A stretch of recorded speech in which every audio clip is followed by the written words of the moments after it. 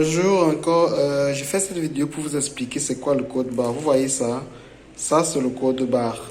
C'est une bouteille d'eau Supermont.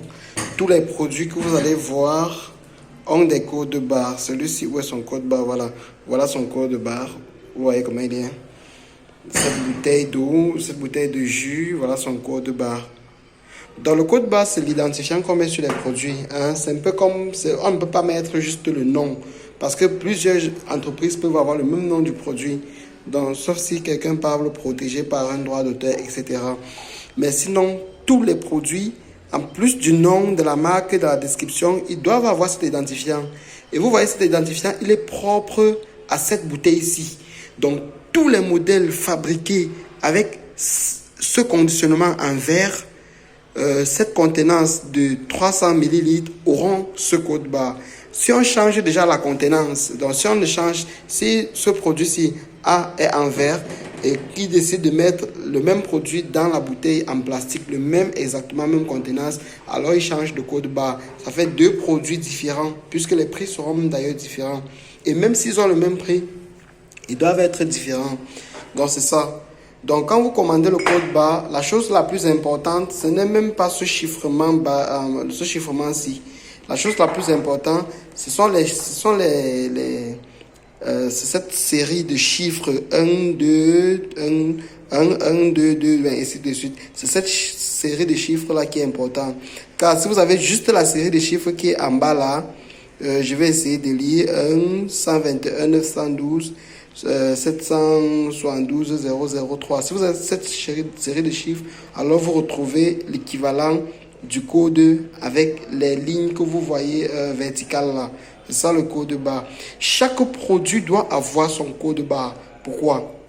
Le code barre permet à celui qui vend le produit, ça peut être le supermarché, d'identifier votre produit de façon unique dans toute la surface, dans tout son point de vente. Donc lorsqu'il va scanner, directement, il verra les informations affichées. Bon, maintenant, les gens vont me dire, le code barre, on cache des informations à l'intérieur, telles que le prix du produit, ou alors le grammage, la contenance, etc. Il n'en est rien de tout ça. Vous pouvez le faire chez vous, disant dans votre interface, dit que bon, ce code barre-ci, c'est pour tel produit, tel contenant, etc. Là, c'est à votre niveau. Vous voyez, mais lorsque vous prenez ce produit-ci et que vous allez en surface au supermarché, le supermarché prendra le produit, il va enregistrer le nom du produit, il va enregistrer le nom du fournisseur, il va enregistrer la contenance, le conditionnement et le prix, et en plus de ça, il va enregistrer le code barre. Quitte à ce que lorsqu'il va scanner le code barre, il retrouve toutes les informations qu'il avait enregistrées lorsqu'il créait le produit, pour l'ajouter dans la liste des produits qu'il va dorénavant vendre. Vous voyez un peu. Donc, ne me posez plus les questions à savoir est-ce que on peut prendre un code barre ici, on utilise pour un autre produit. Non, c'est pas possible. Chaque produit doit avoir son code barre. Et vous devez avoir dans le pack de code barre que je vous vends, il y a un fichier Excel. Et dans le fichier Excel, là, vous devez renseigner vous-même. Et pour ne pas vous perdre, vous allez dire par exemple le code barre 06321, etc.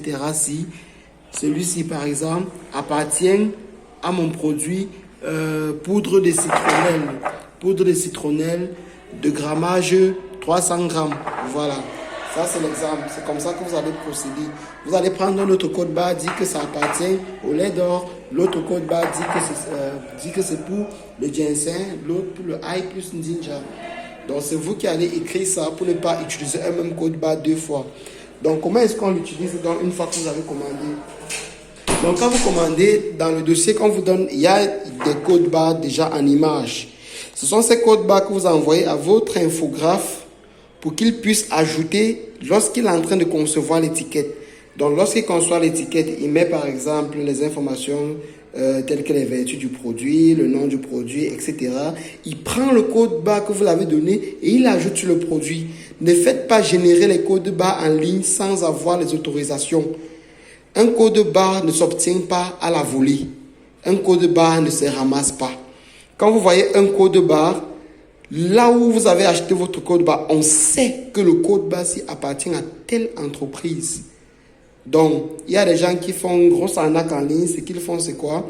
C'est qu'ils vont inventer une série de chiffres. Ça sort le code barre ça sort un code barre par hasard et ils prennent, ils le revendent même à 10 000 francs. Là, c'est de l'arnaque. Ne vous faites plus arnaquer. Ne vous faites plus arnaquer. Quand vous achetez un code barre, on vous délivre un certificat de propriété qui montre que ce code barre-là vous appartient à vie. Je dis à vie.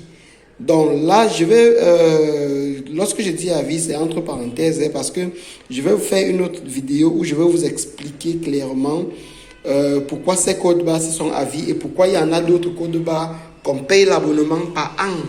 Ça peut aller à 30 000 francs par an, 100 000 francs par an.